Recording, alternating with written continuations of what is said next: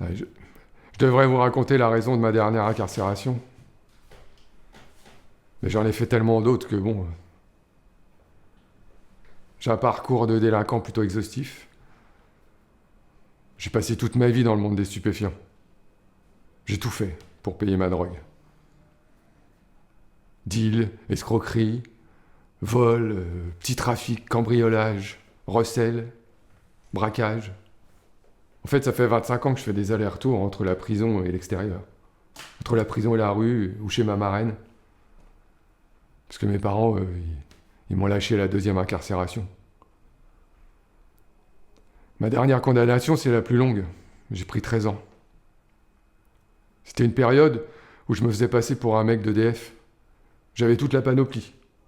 J'étais plutôt mince, ça m'allait bien. J'allais chez les vieux, je leur faisais peur, et je prenais tout ce qu'il y avait à prendre. Souvent pas grand-chose d'ailleurs. Bon, ce jour-là, le vieux, il n'était pas tout seul. Il y avait un type que je connaissais d'avant avec lui. Un type que je déteste. Je l'ai reconnu tout de suite. Et ça s'est mal passé. Je l'ai séquestré. J'ai complètement perdu la boule. Ils ont mis plusieurs semaines à me retrouver. J'ai été super soulagé dès qu'on me retrouve parce que j'avais carrément passé un cap là. J'ai pris 13 ans, j'avais rien à dire. C'était justice pour tous les autres trucs que j'avais fait et où j'avais pas été pris. Je sais pas trop comment j'ai fait pour pas être pris d'ailleurs, parce que la plupart du temps j'étais dans des états. Mais j'ai tout de suite aimé la drogue, moi. Des fois je me dis c'est con.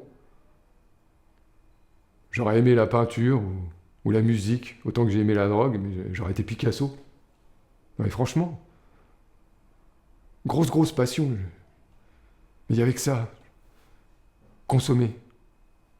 Trouver de la drogue pour pouvoir consommer. Trouver des gens pour pouvoir consommer. Trouver des endroits pour pouvoir consommer. Trouver de la drogue en prison. Trouver de la drogue en sortant. Pas de vie, quoi.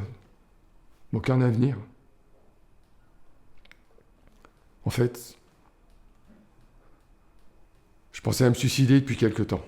Je m'étais préparé, j'avais fait rentrer des médocs, j'étais prêt. Et pile le jour où j'avais décidé, pile poil ce jour-là, il y a quelqu'un qui me demande au parloir.